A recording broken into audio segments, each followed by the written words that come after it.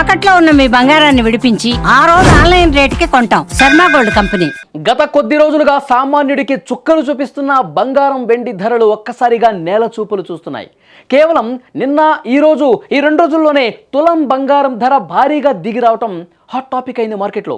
కేవలం 48 గంటల వ్యవధిలో తులం బంగారంపై ఏకంగా 18,000 రూపాయలకు పైగా ధర తగ్గటం అందరినీ ఆశ్చర్యానికి గురి చేస్తోంది. నిన్న 24 క్యారెట్స్ స్వచ్ఛమైన బంగారం ఒక తులం ధరపై భారీగా 9,650 రూపాయల వరకు తగ్గింపు కనిపించింది. అయితే ఆ తగ్గుదల అక్కడితో ఆగలా. ఈ రోజు కూడా అదే ట్రెండ్ కొనసాగుతూ మరో 8,620 రూపాయల మేర దిగొచ్చింది. అంటే ఈ 2 రోజులు కలిపి చూస్తే 24 క్యారెట్ల తులం బంగారం ధర సుమారు 18,270 రూపాయలకు పతనమైంది. ప్రస్తుతం మార్కెట్లో 24 క్యారెట్ల తులం బంగారం ధర 1,60,580 రూపాయల వద్ద ట్రేడ్ అవుతోంది. ఇక ప్రతి ఒక్కరూ కొనుగోలు చేసే 22 క్యారెట్ల ఆభరణాల బంగారం విషయానికి వస్తే నిన్న తులంపై 8,850 రూపాయలు తగ్గగా ఈరోజు మరో 7,900 రూపాయలు తగ్గింది. దీనివల్ల ప్రస్తుతం 22 క్యారెట్స్ తులం బంగారం ధర 1,47,200 రూపాయల వద్ద కొనసాగుతోంది. ఇక ఈ భారీ మార్పుకు గల కారణాలు చూస్తే అంతర్జాతీయంగా డాలర్ ఇండెక్స్ బలపడటం ప్రధాన కారణం. గ్లోబల్ మార్కెట్లో బంగారంపై ఒత్తిడి పెరగటం వల్ల నిన్నటి నుంచి అమ్మకాలు పెరిగాయి. దీనికి తోడు అమెరికా ఆర్థిక విధానాల్లో వస్తున్నటువంటి మార్పుల వల్ల ఇన్వెస్టర్లు బంగారం నుంచి తమ పెట్టుబడులను వెనక్కి తీసుకుంటున్నారు. మరి తులం బంగారం ధర ఇంకా తగ్గుతుందా అంటే నిపుణులు అవుననే చెప్తున్నారు.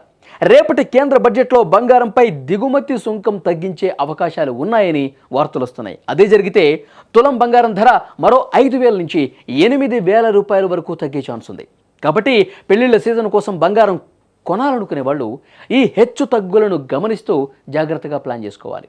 ఏదేమైనా రోజు రోజుకి పెరుగుతున్నటువంటి ఈ ధరల మధ్య ఈ 2 రోజుల్లోనే భారీ పతనం సామాన్యులకు పెద్ద ఉపశమనం అని చెప్పాలి. ఎందుకంటే 1,50,000 నుంచి 1,60,000, 1,70,000, 1,80,000 వరకు వెళ్ళి ఒక్కసారిగా ఇప్పుడు కిందకి దిగొస్తున్నటువంటి నేపథ్యంలో ఇంకొంచెం దిగుతుందేమో, కొందాం అనుకున్న వాళ్ళు ఇంకొంచెం దిగుతుందేమో అని చెప్పి వెయిట్ చేస్తున్నారు. ఎందుకంటే రాబోయే రోజుల్లో కొంత శుభకార్యాలు కూడా ఉన్నాయి. సామాన్య మధ్యతరగతి ప్రజలు పెళ్ళంటే బంగారం కొనక తప్పనటువంటి సిచ్యువేషన్ ఉంది కాబట్టి ఇంకాస్త తగ్గుతుందేమో అని చెప్పి వాళ్ళు కూడా ఆశగా ఎదురు చూస్తున్నటువంటి పరిస్థితి ఉంది.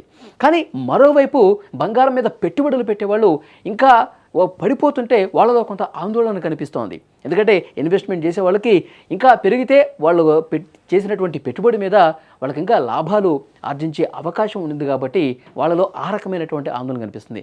ఓవరాల్గా అంతర్జాతీయంగా అమెరికా తీసుకుంటున్నటువంటి నిర్ణయాలు, ట్రంప్ తీసుకున్నటువంటి నిర్ణయాలు, అక్కడ డాలర్ బలపడటానికి వాళ్ళు తీసుకున్నటువంటి చర్యలు ఇప్పుడు బంగారం పతనం కావడానికి కారణమైనటువంటి పరిస్థితి కనిపిస్తుంది. చూద్దాం ఇంకా ఈ హెచ్చుతగ్గులు గత చరిత్రలో ఎప్పుడూ లేని విధంగా ఒక్కసారిగా ఈ స్థాయిలో పతనం అనటం అనేది ఫస్ట్ టైంగా చెప్తా ఉన్నారు.